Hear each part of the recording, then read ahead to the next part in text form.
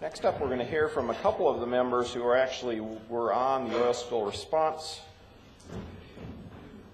group that was formed by the mayor's office here. First up is Jim Webster, and he was a member of the oil spill work group, and he was on the environment team. And there it is, Mr. Webster.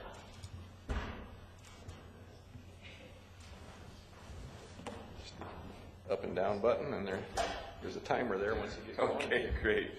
My name is Jim Webster. I live on Red Butte Creek, and I was pretty alarmed that morning that day that I realized what had happened.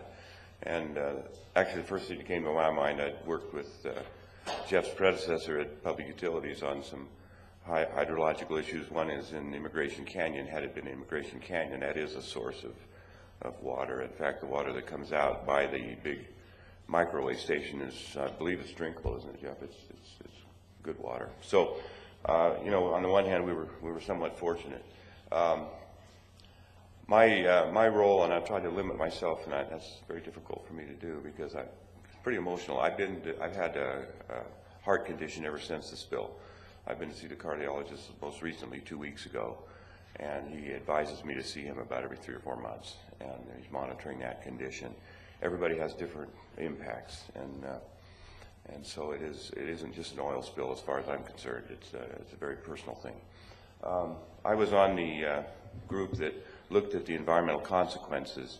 As I believe I said, I'm a landscape architect, and I've worked with oil and chemical and a lot of different industries over the years in mining, reclamation, and so forth. So I have somewhat of a background in this area.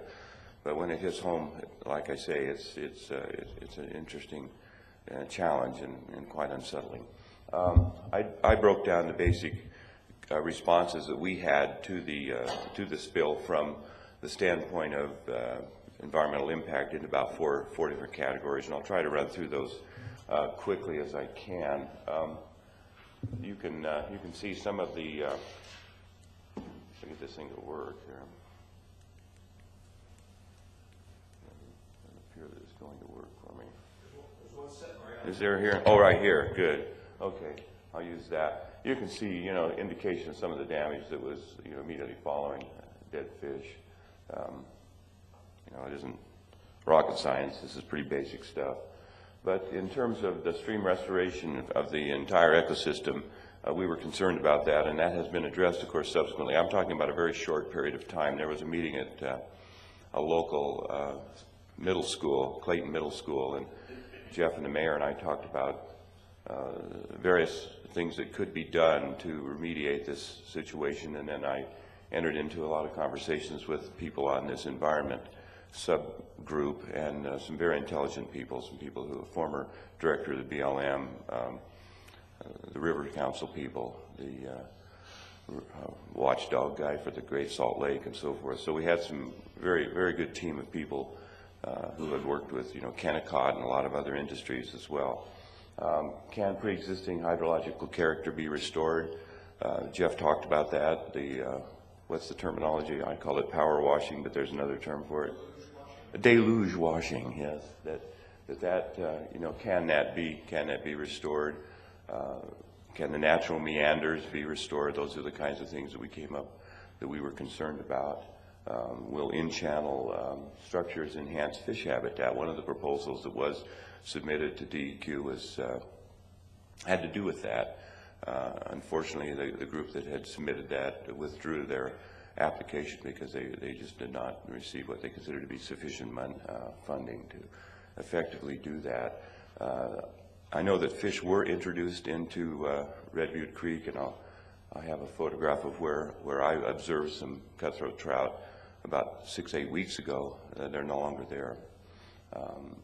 Are there ways to measure and predict the return of that habitat, particularly for fish and the vegetation? I had worked with the city prior. It's kind of an interesting coincidence. The city had just barely completed a riparian study on how to reinstate the banks of the stream. That happened coincidentally with the oil spill. Where have all the birds gone, and will they return? removal of the overstory of vegetation was a very impacting thing. What happens if flora and fauna do not return? I think that's a very real possibility, at least in my lifetime. And so the consequences of this oil spill, from the standpoint of just looking at it from the environmental point of view, and for those of us who live right on the creek, I had worked with the city on Miller Park, which is also called the Miller Bird Refuge, and that's just a tiny little part of this overall sequence. There is an amazing resource all the way up to the reservoir, down through Research Park, joining properties with the VA and the LDS Church Institute, down through Sunnyside Park, and then it goes in through some private properties, and then into Miller Park, and then the area known as the Bonneville Glen, which is owned by the LDS Church, and it goes from that point through private properties, and then finally into a pipe where it releases into Liberty Park, and then from Liberty Park it migrates on down into the Jordan River. The second group was restoration and reclamation, and the question is, what was the deluge washing the most effective way to deal with that? And I suspect that it probably was. That probably was an industry standard, but do you have to destroy the town to save it? Is kind of the question.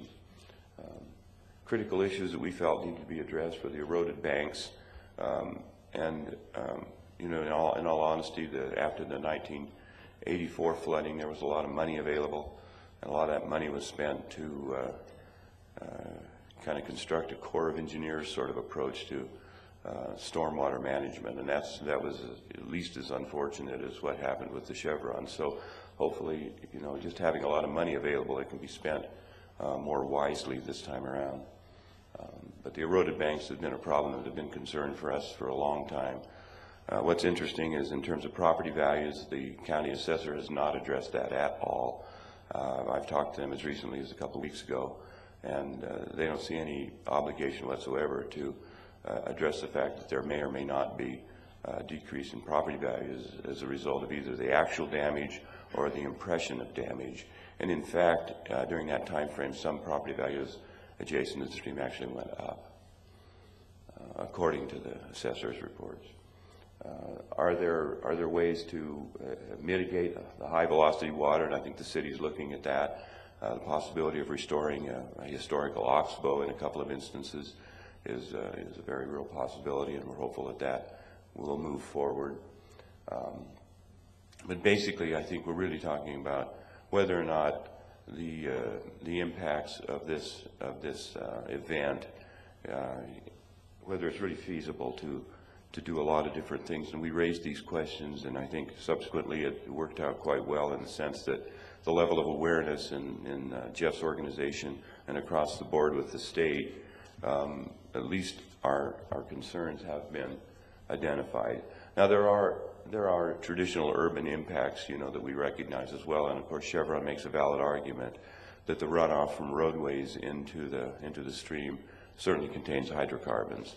But to what extent is that a traditional and acceptable intrusion is another issue. Now I live right here.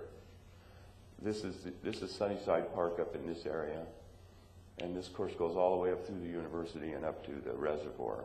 This area right in here is privately owned on both sides. This is the Miller Park Bird Refuge. You get down to this point right here, and what appears to be a similar park is actually the Bonneville Glen, and then this again is the area where it goes down into and through private properties all the way down to about 11th East. This is the deluge washing. In this area here, we're looking downstream as it goes through an area called the Garden Park. And it's an LDS church, but it's also used for receptions. It's very much of a public area. The cutthroats that I observed were right in this area, and they're no longer there. I'll just try and cut this short. Stewardship is a big issue, and I think you're going to be talking about that, so it's kind of a good segue for you. But there's a lot of different ideas that we threw out at that time, some of which have been thought about in a greater detail subsequent to that. And these are some of the, some of those ideas. I think that's it. Okay, thank you. I appreciate your time, and certainly anxious to answer any questions that you might have when we reach a conclusion.